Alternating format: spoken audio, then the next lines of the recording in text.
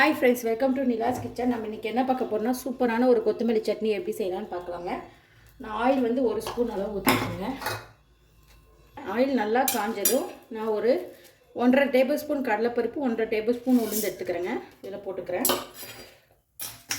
இது நல்லா பொரிஞ்சு வரணுங்க. நம்ம ஆயிலேயே கடலைப்பருப்பு நல்லா இந்த மாதிரி பொரியணுங்க.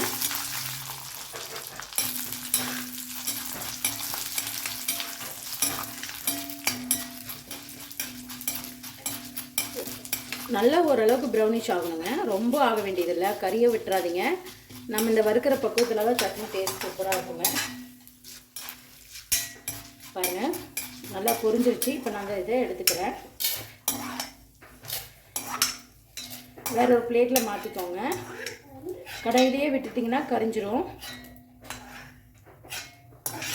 ஆற வச்சுக்கோங்க. இது கூட ஒரு 5 பச்சை மிளகாய், ஒரே ஒரு வரமிளகாய் எடுத்துருக்கேங்க. இந்த ஆயிலில் வதக்கிக்கோங்க. இதோட பச்சை வாசமும் நமக்கு போகணும். அதுக்காக தான் இந்த மாதிரி ஆயிலில் வதக்கிறோங்க.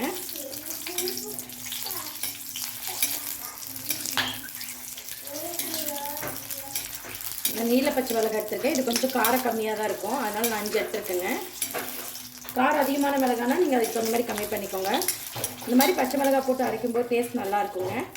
பச்சை மிளகாயை எடுத்துக்கலாம். இப்போது நான் புதினா ஒரே ஒரு கையளவு எடுத்துருக்கேன். நல்லா வதக்கிக்கோங்க. இது கூடவே கொஞ்சம் புளி ஆட் பண்ணிக்கலாம். புதினா வதங்கும் போதே நான் புளி ஒரு சின்ன நெல்லிக்காய் சைஸ் எடுத்துக்கிறேங்க. இந்த சீட்லேயே வதங்கும் போது புளி சாஃப்ட் ஆயிடும். அரைக்கும் போது அந்த நாராக நமக்கு இருக்காதுங்க. பாருங்கள், இது வதங்கிட்டு இருக்கு. இது நல்லா வதங்கிடுச்சு. இப்போ நம்ம என்ன பண்ண போகிறோம்னா கொத்தமல்லி தழையை ஆட் பண்ணிக்கலாம். கொத்தமல்லி தழையோட தண்டு தாங்க ரொம்ப டேஸ்ட்டாக இருக்குது சட்னிக்கு.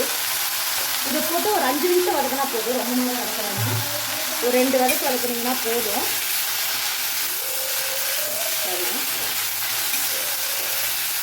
நமக்கு அந்த கொத்தமல்லி தலையோட கலர் சேஞ்ச் ஆகக்கூடாதுங்க. அந்தளவுக்கு வதக்குனா போதும். அவ்வளோதான். இப்போ நான் அடுப்பு ஆஃப் பண்ணிட்டேன். இது ஆறணுன்னே நம்ம அரைச்சி எடுத்துக்கலாங்க. இது ஆறட்டும். ஃபஸ்ட்டு மிக்ஸி ஜாரில் இந்த கடலைப்பருப்பும் இது மிளகாயும் போட்டு ஃபஸ்ட்டு ஓட்டி எடுத்துக்கலாங்க. ஒரு ஓட்டு பாருங்கள். இந்த அளவுக்கு இந்த பச்சை மிளகாய் அந்த கடலைப்பருப்பெல்லாம் அரைச்சிட்டேன். இப்போ நம்ம வதக்கி வச்சுருக்கிறத ஆட் பண்ணிக்கலாம். உப்பு கொஞ்சம் ஆட் பண்ணிக்கோங்க தேவையான அளவு. இதை அரைச்சி எடுத்துக்கலாங்க. நம்ம அரைச்சி எடுத்துட்டோம்.